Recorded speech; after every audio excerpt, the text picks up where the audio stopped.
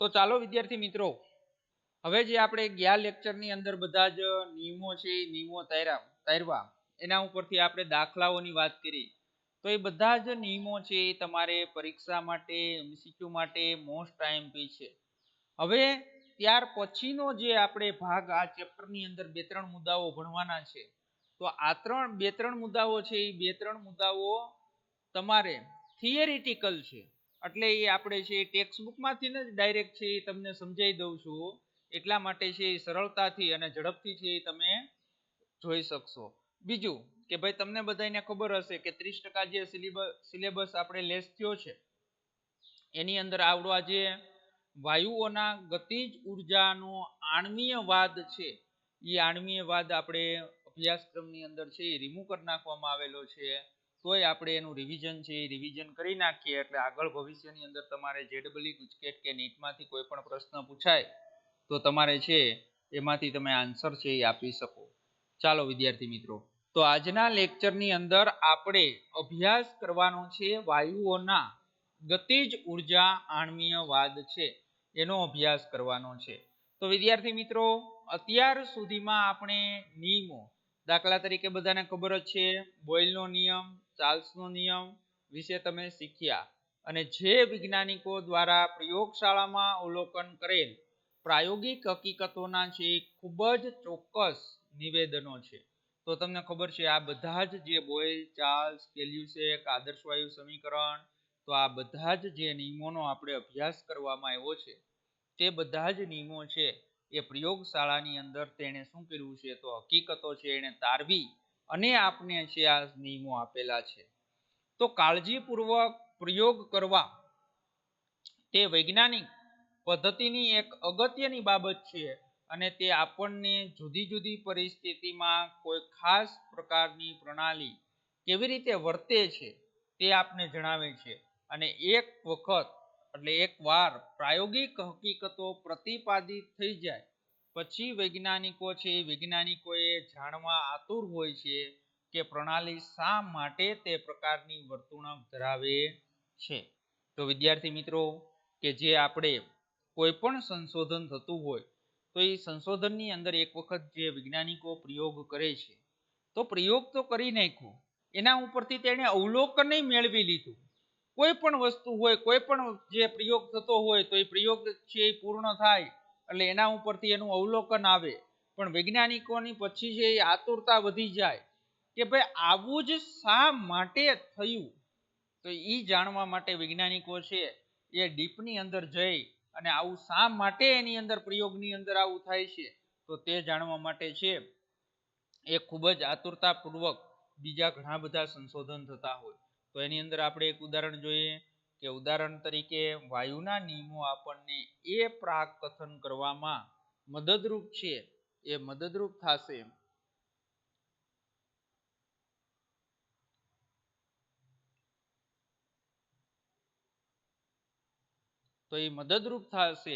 કે વાયુઓના સંકોચવાથી દબાણ વધે છે. તો આપણે બધાને ખબર છે કે વાયુ હોય અને જો એને સંકોચન આપો તો શું થાય, તો એ સંકોચવો હોય તો આપણે દબાણ છે એની અંદર શું કરવું પડે, તો દબાણ છે એ વધારવું પડે. પણ આપણને એ જાણવું ગમશે કે વાયુઓને સંકોચવામાં આવે ત્યારે આણ્વીય સ્તરે શું થતું હશે. તો આ પ્રશ્નના ઉત્તર માટે એક વાદ રચવામાં આવ્યો છે, અને આ વાદ એક નમૂનો છે, એટલે કે માનસિક ચિત્ર છે. જો આ એક વસ્તુ યાદ રાખજો કે ભાઈ આ જે આપણે આણ્વીય ગતિજવાદનો જે અભ્યાસ કરીએ છીએ વિદ્યાર્થી મિત્રો, તે એક માનસિક છે. કેમ માનસિક?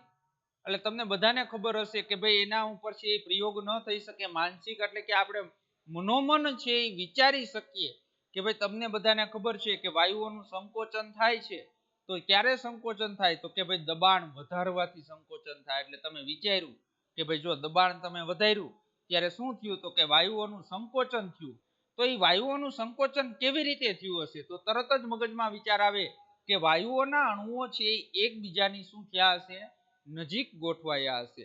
એટલા માટે છે એ શું થશે, તો કે એટલા માટે છે એનું છે સંકોચન થઈ અને દબાણ છે એ વધારીએ એટલે સંકોચન થાય છે.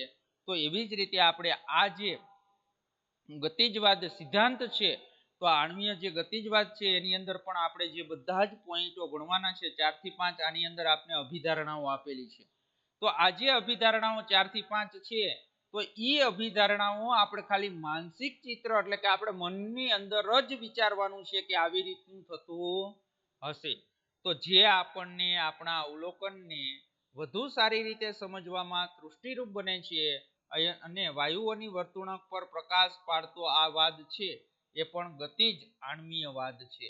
તો આ ગતિજ આણ્વીયવાદનો આપણે અભ્યાસ કરવો છે, તો એની અભિધારણાઓ છે એકદમ સરળ છે પણ થિયરિટિકલ છે, એટલે આપણે એને વાંચવાની છે અને સાથે સમજવાની છે. અને એ આખું ચિત્ર છે એ કેવું છે, તો એ આખું ચિત્ર છે એ માનસિક ચિત્ર છે, એટલે ખાલી આપણે એની અંદર મનોમન વિચારવાનું છે. તો ગતિજ આણ્વીયવાદની ધારણાઓ અથવા અભિધારણાઓ નીચે મુજબ છે. આ અભિધારણાઓ પરમાણુ અને અણુઓ સાથે સંબંધિત છે. તો આપને ખબર છે કે ભાઈ પરમાણુ અને અણુને છે એ આપણે જોઈ શકતા નથી, એટલે જ આપણે કીધું કે ભાઈ આ અભિધારણાઓ છે એ અભિધારણાઓ માનસિક ચિત્ર છે, એટલે આપણે એનું અવલોકન છે એ નરી આંખે કરી શકતા નથી. તેથી એમ કહેવાય છે કે વાયુઓ છે એ વાયુઓના સૂક્ષ્મદર્શીય નમૂનો પૂરો પાડે છે. હાલો તો હવે અહીંથી આપણી અભિધારણા છે, પહેલી અભિધારણાની આપણે વાત કરવાની છે. તો એની અંદર બધી જ અભિધારણાઓ છે, તો એ અભિધારણાઓનો આપણે અહીંયા અભ્યાસ કરવાનો છે.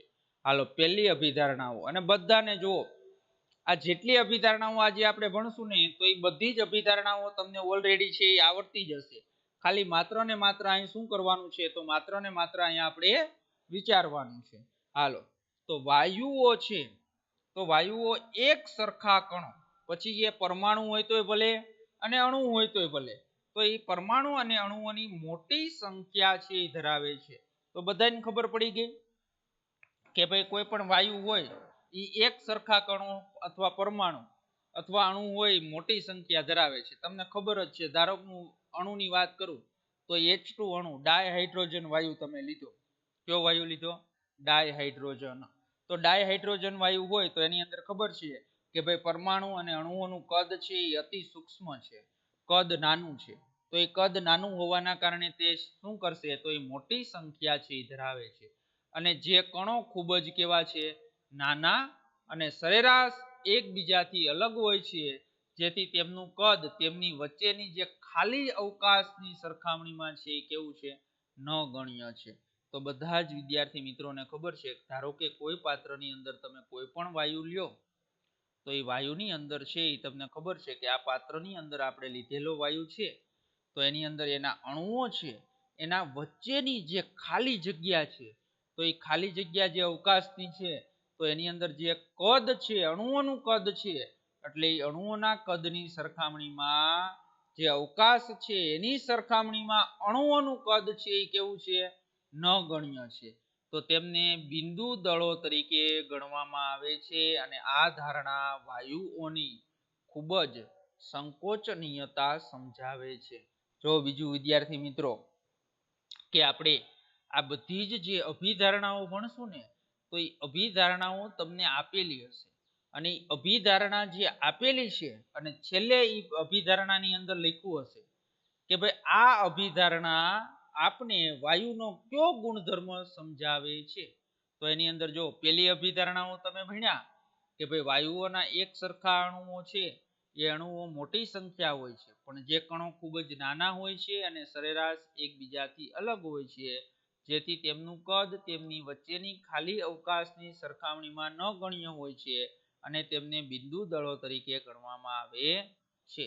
તો આ અભિધારણા તમે જોઈ તો એની અંદર તમે એમ કીધું કે ભાઈ અવકાશ, જે કોઈ પણ વાયુ ભરેલો હોય પાત્રમાં, એની અંદર જે અવકાશ છે, જે ખાલી અવકાશ છે, એની સરખામણીમાં છે જે કણો છે, અણુ છે, તો એ અણુઓના જે દળ છે અથવા અણુઓનું કદ છે એ નગણ્ય છે. તો આ અભિધારણા ઉપરથી તમને વાયુનો કયો ગુણધર્મ સમજાય, તો બધાને ખબર જ હોય કે આ અભિધારણા વાયુઓની ખૂબ જ શું સમજાવે છે, સંકોચનીયતા સમજાવે છે. કેમ સંકોચનીયતા એને સમજાવી, તો બધાને ખબર જ છે કે ભાઈ અવકાશ છે ખાલી છે અને એનું કદ વધારે હોય કણોના સરખામણીમાં, તો એની અંદર આપણે એનું દબાણ વધારવામાં આવે તો અણુઓ નજીક નજીક હજી ગોઠવાઈ શકે. એટલે આ અભિધારણાઓ દ્વારા આપણે શું સમજ્યા? એની સંકોચનીયતા છે, એ સંકોચનીયતાનો આપણે અભ્યાસ કર્યો. સમજણ પડી? હાલો, તો એવી જ રીતે આપણે એની બીજી અભિધારણા છે, તો એ બીજી અભિધારણાની વાત કરીએ તો આપણી બીજી અભિધારણા, તો એની અંદર સામાન્ય તાપમાન અને દબાણે વાયુના કણો વચ્ચે આકર્ષણ બળો હોતા નથી. જો હાલો, બીજી અભિધારણા શું છે કે ભાઈ સામાન્ય તાપમાન અને સામાન્ય દબાણે વાયુના કણો વચ્ચે છે આકર્ષણ બળો હોતા નથી. અને આ જે અભિધારણાને એ હકીકતમાંથી ટેકો મળે છે કે વાયુઓ વિસ્તરી શકે છે અને તેમને મળતા અવકાશને મેળવી લે છે. તો આ પણ બધાને ખબર જ છે. આ અભિધારણા શું સમજાવી? આ અભિધારણા કે ભાઈ વાયુઓ છે એ વિસ્તરણ પામે છે. તમે ધારો કે કોઈ પણ વાયુ છે એ એક નાના પાત્રની અંદર લીધેલો વાયુ છે, તો એ નાના પાત્રની અંદર તમે જેટલા વાયુ લીધો છે એ જ વાયુ તમે એક મોટા પાત્રની અંદર છે એ ટ્રાન્સફર કરો તો શું થશે? તો બધાને ખબર જ છે કે એ વાયુ છે એ મોટું પાત્ર છે એના જેટલું છે વિસ્તરણ પામી અને એના જેટલું કદ ધારણ કરશે. સુકા કદ ધારણ કરે, વિસ્તરણ સુકા પામે, તો એ આપણે ખબર હોવી જોઈએ કે એના કણો જે છે સામાન્ય તાપમાને અને દબાણે, તો વાયુઓના કણો વચ્ચે છે એ આકર્ષણ બળ હોતું નથી, જેના કારણે તે વિસ્તરણ પામી શકે. કોઈ પણ ઘન પદાર્થ લ્યો જી, ઘન પદાર્થને તમે એક નાના પાત્રમાં મૂકો, એ જ ઘન પદાર્થ તમે એક મોટા પાત્રની અંદર મૂકો તો ઘન પદાર્થ છે એનું કદ વધી જશે? નહીં વધે. શું કા નહીં વધે? તો તરત જ તમે અહીંયા આન્સર આપશો કે ભાઈ એના જે ઘન પદાર્થના જે કણો છે એ કણો વચ્ચે આંતરઆણ્વીય આકર્ષણ બળ વધારે હોય. એટલે ઘન પદાર્થ કે પ્રવાહી પદાર્થ વિસ્તરણ પામે નહીં. માત્ર ને માત્ર કોણ વિસ્તરણ પામે છે? તો માત્ર ને માત્ર વાયુમય અવસ્થા છે એ જ વિસ્તરણ પામે છે. તો એનું કારણ શું છે? તો કે ભાઈ સામાન્ય તાપમાને અને દબાણે છે એ વાયુના કણો વચ્ચે આકર્ષણ બળો હોતા નથી. સમજાય ગઈ વિદ્યાર્થી મિત્રો બીજી અભિધારણા? હાલો, ત્યાર પછી આપણે વાત કરીએ ત્રીજી અભિધારણા. તો ત્રીજી અભિધારણા આપણે શું સમજાવે છે કે ભાઈ વાયુના કણો હંમેશા સતત અને અસ્તવ્યસ્ત ગતિમાં હોય છે. તો એ પણ આપણે બધાને ખબર છે કે વાયુના કણો છે એ હંમેશા સતત અને અસ્તવ્યસ્ત રીતે છે એ શું કરે છે? ગતિ કરે છે. તો જ્યારે કણો ગતિમાં ન હોય અને જો ચોક્કસ જગ્યાએ હોય ત્યારે વાયુ પાસે ચોક્કસ આકાર હોય. જો કણો ગતિ કરતા ન હોય, આપણે પહેલા સ્ટેટમેન્ટમાં એવું કીધું કે વાયુના કણો હંમેશા સતત અને અસ્તવ્યસ્ત રીતે ગતિમાં હોય છે, પણ આપણે બધાને ખબર છે કે એવું છે એ હોય છે, પણ જ્યારે કણો ગતિમાં ન હોય, જ્યારે કણો ગતિમાં ન હોય અને ચોક્કસ જગ્યાએ હોય ત્યારે વાયુ પાસે ચોક્કસ આકાર હોય છે. તો આપણે બધાને ખબર જ છે કે વાયુ છે એની પાસે ચોક્કસ આકાર નથી. તો એના ઉપરથી તમે શું કહી શકો? તો એના ઉપરથી અભિધારણા આપણે એમ કહી શકાય કે ભાઈ વાયુ છે એની પાસે ચોક્કસ આકાર ન હોવાના કારણે વાયુના કણો છે એ હંમેશા સતત અને અસ્તવ્યસ્ત રીતે શું કરતા હોય છે? ગતિ કરતા હોય છે. તો આપણી આ ત્રીજી અભિધારણા. હાલો, ત્યાર પછી વિદ્યાર્થી મિત્રો ચોથી અભિધારણા. હા, આ બધી જ અભિધારણા પૂરી થઈ જાય પછી આપણે ક્વેશ્ચન છે એ ક્વેશ્ચન તમને પૂછવાનો સમય આપીશ. હાલો, તો એની અંદર ચોથી અભિધારણા આપણે છે, તો ચોથી અભિધારણાની અંદર વાયુના કણો છે એ વાયુના કણો સીધી લીટીમાં શક્ય હોય તેટલી બધી જ દિશાઓમાં તેમની અસ્તવ્યસ્ત ગતિ દરમિયાન તે એકબીજા સાથે અને પાત્રની દિવાલો સાથે છે અથડાય છે અને વાયુના કણોની પાત્રની જે દિવાલ સાથેની અથડામણથી શું નક્કી થાય છે? તો કે વાયુનું દબાણ નક્કી કરે છે. તો આપણે બધાને ખબર છે, મેં તમને આગળ વાત કરી હતી કે ભાઈ વાયુનું દબાણ એટલે શું? તો દબાણ એટલે કે કોઈ પાત્રની અંદર ભરેલો વાયુ છે એ અસ્તવ્યસ્ત રીતે છે એ દિવાલ સાથે શું થાય? તો કે ભાઈ દિવાલ સાથે અથડામણ અનુભવે. શું અનુભવે? અથડામણ. અને તેના કારણે જે ઉત્પન્ન થાય છે એને શું કહેવાય? તો તેના કારણે જે ઉત્પન્ન થાય છે એ શું નક્કી કરે? તો કે વાયુનું દબાણ નક્કી કરે. તો વાયુના કણો છે એ આપણે બધાને ખબર છે સીધી લીટીમાં શક્ય હોય તેટલી બધી જ દિશાઓમાં તેમની અસ્તવ્યસ્ત ગતિ દરમિયાન છે તે એકબીજા સાથે અને પાત્રની દિવાલો સાથે અથડામણ છે એ અથડામણ અનુભવાય છે. અને વાયુના કણોની જે પાત્રની દિવાલ સાથેની જે અથડામણ છે તો એ અથડામણના કારણે શું નક્કી કરી શકાય? તો અથડામણના કારણે વાયુનું દબાણ છે એ દબાણ નક્કી કરી શકાય. સમજણ પડી? હાલો, ત્યાર પછી આપણે પાંચમી અભિધારણા. તો પાંચમી અભિધારણાની વાત કરીએ કે વાયુઓના અથડામણ સંપૂર્ણ સ્થિતિસ્થાપક હોય છે. તો એનો અર્થ શું છે? તો એનો અર્થ એવો છે કે આનો અર્થ એમ થાય છે કે અણુઓની અથડામણ પહેલાની અને અણુઓની અથડામણ પછીની કુલ ઉર્જા કેવી હોય છે? સરખી હોય છે. અને અથડાતા અણુઓ વચ્ચે ઉર્જાનો વિનિમય હોઈ શકે છે. તો તેમની વ્યક્તિગત ઉર્જા બદલાય, પરંતુ તેમની વ્યક્તિગત ઉર્જાનો સરવાળો છે કેવો રહે? અચળ રહે. તો વિદ્યાર્થી મિત્રો, આપને બધાને ખબર છે કે કોઈ પણ કાર્ય કરવું હોય, શું કરવું હોય? કોઈ પણ કાર્ય, તો કાર્ય કરવા માટે શેની જરૂર પડે? તો કાર્ય કરવા માટે ઉર્જાની જરૂર પડે. શેની જરૂર પડે? ઉર્જાની જરૂર પડે. તો કાર્ય કરવા માટે છે એ ઉર્જાની જરૂર પડે છે. તો એની અંદર તમને બધાને ખબર છે કે એક પાત્રની અંદર આપણે શું કરીએ? તો એક પાત્રની અંદર આપણે વાયુ ભરેલો છે. શું ભરેલો છે? વાયુ. તો આ વાયુઓના છે એ શું છે? તો વાયુઓના નાના નાના કણો છે. તો એ વાયુઓના કણો છે એ શું કરશે? તો વાયુના કણો છે એ પાત્ર સાથે અસ્તવ્યસ્ત રીતે સીધી રેખામાં ગતિ કરી અને અથડામણ અનુભવે છે. તો કોઈ પણ અણુ છે એની અથડામણ તો થાય જ છે, પણ અથડામણ પહેલાની અને અથડામણ પછીની કુલ ઉર્જા કેવી હોય છે? સરખી. પણ એક વસ્તુ યાદ રાખજો, કોઈ પણ અણુ હોય ને એની વ્યક્તિગત ઉર્જા બદલાય, પણ આ આખો જે વાયુ ભરેલો છે આ આખી પ્રણાલી છે એ પ્રણાલીની ઉર્જા કેવી હોય? તો આખી જે પ્રણાલી છે એ પ્રણાલીની ઉર્જા છે એ કેવી હોય? તો પ્રણાલીની ઉર્જા છે એ અચળ હોય છે. કેવી હોય છે? અચળ હોય છે. શા માટે અચળ હોય છે? તો તમને બધાને ખબર જ છે કે કોઈ પાત્રની અંદર છે તમે વાયુ ભરેલો હોય તો એને તમે ઉર્જા આપતા પણ નથી અને આપણે એમાંથી ઉર્જા બહાર પણ નથી કાઢતા.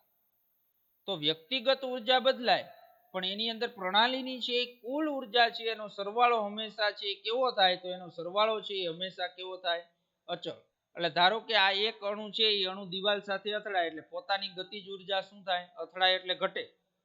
તો એ ઘટે અને બીજાની ગતિજ ઉર્જામાં શું થાય? વધારો.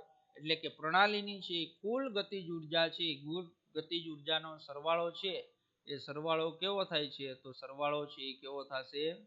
અચળ રહેશે. હાલો, ત્યાર પછીની પાંચમી અભિધારણા છે એનો અભ્યાસ કરીએ. તો એ આના ઉપરથી ન જ આપી છે, ઉર્જા ઉપરથી, કે ગતિજ ઉર્જામાં ઘટાડો થાય તો અણુઓની ગતિ બંધ થશે અને વાયુ નીચે બેસી જાય. તો આવું શક્ય છે કોઈ દિવસ? નથી. બધાને તમને ખબર છે કોઈ પણ વાયુ છે એ વાયુના કણોની જે ગતિજ ઉર્જામાં ઘટાડો થાય તો અણુઓની ગતિ છે એ બંધ થઈ જાય. અને જો અણુઓની ગતિ બંધ થઈ જાય તો અણુઓ છે એ શું થાય? નીચે બેસી જાય. પણ આપણે બધાને ખબર છે કે વાયુ ક્યારેય નીચે બેસતો નથી. આખા પાત્રની અંદર વાયુના અણુઓ શું કરે છે? અસ્તવ્યસ્ત ગતિ કરે છે. અને આ હકીકતમાં અવલોકન કરાયેલ માહિતીથી વિરુદ્ધ છે. કોઈ પણ એક સમયે વાયુમાંના જુદા જુદા કણોને જુદી જુદી ઝડપ હોય છે અને તેને લીધે જુદી જુદી ગતિજ ઉર્જા હોય છે. અને આ ધારણા વ્યાજબી છે, કારણ કે જ્યારે કણો અથડાય છે ત્યારે તેમની ઝડપ બદલાય છે અને તેને અપેક્ષિત કહી શકાય. અને બધા જ કણોની પ્રારંભિક ઝડપ કેવી હોય? સરખી. તો પણ તેઓ અથડાય એટલે વ્યક્તિગત ઝડપ શું થાય છે? બદલાય છે. તો પણ ઝડપની વહેંચણી કોઈ એક તાપમાને છે કેવી હોવી જોઈએ? તો કોઈ એક તાપમાને અચળ હોવી જોઈએ. હાલો, આખો મુદ્દો ફરીથી સમજાઈ દઉં તમને કે એનો કહેવાનો મતલબ શું છે આ મુદ્દાનો. તો આ મુદ્દાનો કહેવાનો મતલબ એમ છે વિદ્યાર્થી મિત્રો કે ગતિજ ઉર્જામાં ઘટાડો થાય તો અણુઓની ગતિ છે એ શું થશે? તો અણુઓની ગતિ બંધ થશે અને વાયુઓ છે એ નીચે બેસી જાય છે. તો આપણે બધાને ખબર છે કે એ વસ્તુ પોસિબલ છે નહીં. તો આ હકીકતમાં અવલોકન કરાયેલા માહિતીથી વિરુદ્ધ છે કે કોઈ પણ એક સમયે વાયુમાંના જુદા જુદા કણોની કેવી હોય, તો કોઈ પણ સમયે છે વાયુઓમાંના જુદા જુદા સમયે છે તો એ જુદા જુદા સમયે જુદા જુદા કણોની ઝડપ પણ જુદી જુદી હોય છે અને તેને લીધે જુદી જુદી ગતિજ ઉર્જા હોય છે. તો આ ધારણા વ્યાજબી છે, કારણ કે જ્યારે કણો અથડાય છે ત્યારે તેમની ઝડપ શું થાય, દિવાલ સાથે અથડાય કોઈ પાત્રમાં વાયુ ભરેલો હોય તો ત્યારે તેમની ઝડપ બદલાય છે અને તેને અપેક્ષિત કહી શકાય. અને બધા જ કણોની જ્યારે પ્રારંભિક એટલે શરૂઆતની ઝડપ છે એ એક સરખી હોય, પછી જેમ જેમ પાત્રની સાથે અથડાય એટલે જેટલી ગતિજ ઉર્જામાં ઘટાડો થાય ને એટલા જ સામે શું થાય, તો એટલા જ અણુઓની અંદર ગતિજ ઉર્જામાં વધારો થાય. એટલે ટોટલ ઉર્જા છે ને એ કેવી રહે પ્રણાલીની, તો ટોટલ ઉર્જા છે એ અચળ રહે અને જેના કારણે છે વાયુઓ છે નીચે પણ બેસી જાય નહીં. સમજણ પડી? હાલો ત્યાર પછીની છેલ્લી અભિધારણા આપણી. તો છેલ્લી અભિધારણા આપણે શું સમજાવે છે કે જો આ અભિધારણામાં એક વસ્તુ આ યાદ છે રાખજો કે એક તાપમાને અચળ હોય. આગળ છે એ આપણે વાત એક વખત થઈ હતી કે ભાઈ એક તાપમાને અચળ હોય. જો તમે તાપમાન વધારશો તો શું થશે, તો તાપમાન વધારશો તો બધાને ખબર હોય કે તાપમાન તમે વધાર્યું એટલે તમે એને શું કર્યું, તાપમાન તમે કેવી રીતે વધારો. કોઈ પણ વાયુ હોય તમને આપ્યું હોય અને એનું તમારે તાપમાન વધારવું હોય તો તમે તાપમાન કેવી રીતે વધારો, તો બધાને ખબર છે કે તાપમાન તમારે વધારવું હોય એટલે તમે એને શું આપો, ઉર્જા આપો. ઉર્જા આપો એટલે શું થશે, તો ઈ જ્યારે તમે ઉર્જા બહારથી આપી ત્યારે શું થશે, તો કે ભાઈ ત્યારે છે એની જે સરેરાશ ગતિજ ઉર્જા છે અથવા તો એની ઉર્જા છે એ ઉર્જામાં શું થાય, તો એની ઉર્જામાં વધારો થાય અને ઉર્જામાં વધારો થવાના કારણે દરેક અણુ છે એ અણુઓની ગતિજ ઉર્જામાં પણ શું થાય, તો ગતિજ ઉર્જામાં પણ વધારો થાય છે. સમજણ પડી વિદ્યાર્થી મિત્રો? તો એ અભિધારણા તમને હવે આ નીચે આપેલી છે. જો અણુને બદલાતી ઝડપ હોય તો તેની બદલાતી ગતિ ઉર્જા પણ હોવી જોઈએ. તો એ તો આપને ખબર જ હોય. તો આ સંજોગોમાં આપણે સરેરાશ ગતિજ ઉર્જાનો વિચાર કરીએ છીએ તો સરેરાશ ગતિજવાદમાં એમ ધારવામાં આવ્યું છે કે વાયુઓના અણુઓની સરેરાશ ગતિજ ઉર્જા નિરપેક્ષ તાપમાનના સમપ્રમાણમાં હોય છે. જો હમણાં એ જ તમને મેં સમજાવ્યું. સરેરાશ ગતિજ ઉર્જા છે તે નિરપેક્ષ તાપમાનના સમપ્રમાણમાં હોય છે. એટલે એનો મતલબ શું છે કે ભાઈ નિરપેક્ષ તાપમાનના સમપ્રમાણમાં, એટલે જો તમે તાપમાન વધારો તો સરેરાશ ગતિજ ઉર્જામાં શું થાય, વધારો થાય. તો એની અંદર એ નોંધવામાં આવ્યું છે કે અચળ કદના વાયુને ગરમ કરતા દબાણ વધે છે. તો તમને જો કેવી મજા આવે એવું છે. તમે તાપમાન વધારો, અચળ કદનો તમે વાયુ લ્યો એનું તાપમાન તમે વધારો, ગરમ કરો તો એનું દબાણ વધે. કેવી રીતે દબાણ વધે, તો આગળ મેં તમને કીધું હતું કે દબાણ એટલે શું છે વિદ્યાર્થી મિત્રો, તો કે કોઈ પાત્રની અંદર વાયુ ભરેલો હોય તે પાત્ર છે એની અંદર જે વાયુઓના અણુઓ દિવાલ સાથે અથડાય છે એને દબાણ કહેવાય. તો જો વાયુને ગરમ કરવામાં આવે એટલે તમે એને ઉર્જા આપી. ઉર્જા આપી એટલે તમને બધાને ખબર છે કે સરેરાશ ગતિજ ઉર્જામાં શું થયો, વધારો થયો. સરેરાશ ગતિજ ઉર્જામાં વધારો થાય તો તેના દબાણમાં પણ છે શું થાય, તો એના દબાણમાં પણ વધારો થાય છે. અને વાયુને ગરમ કરતા કણોની ગતિજ ઉર્જા વધે છે. તો તમને પહેલા સમજાવ્યું. અને તેઓ પાત્રની દિવાલ સાથે વારંવાર અથડાય છે. તાપમાન વધાર્યું, ગતિજ ઉર્જા વધી, ગતિજ ઉર્જા વધવાના કારણે દિવાલો સાથે તે વારંવાર અથડાય છે અને છે શું થશે, વધારે દબાણ કરશે. એટલે દબાણ છે એ દબાણમાં શું થશે, તો દબાણમાં છે એ વધારો થાય છે. સમજણ પડી? હાલો તો વાયુઓના ગતિજ ઉર્જાના જે આપણે 6 થી 7 અભિધારણાઓ જોઈ તો એના ઉપરથી જોઈ લઈએ કે વાયુઓના ગતિજવાદ આપણને અગાઉ અભ્યાસ કરેલા બધા જ વાયુ છે એના નિયમોને સૈદ્ધાંતિક રીતે નિરૂપણ કરવામાં થાય છે અને વાયુઓના ગતિજવાદ પર આધારિત પ્રાકકથનો અને ગણતરીઓ પ્રાયોગિક અવલોકનો સાથે ખૂબ જ સારી રીતે સંમતિ આપે છે. અને આથી જ આ નમૂનાનું વ્યાજબીપણું છે એ શું કરવામાં આવ્યું છે, સ્થાપિત કરે છે.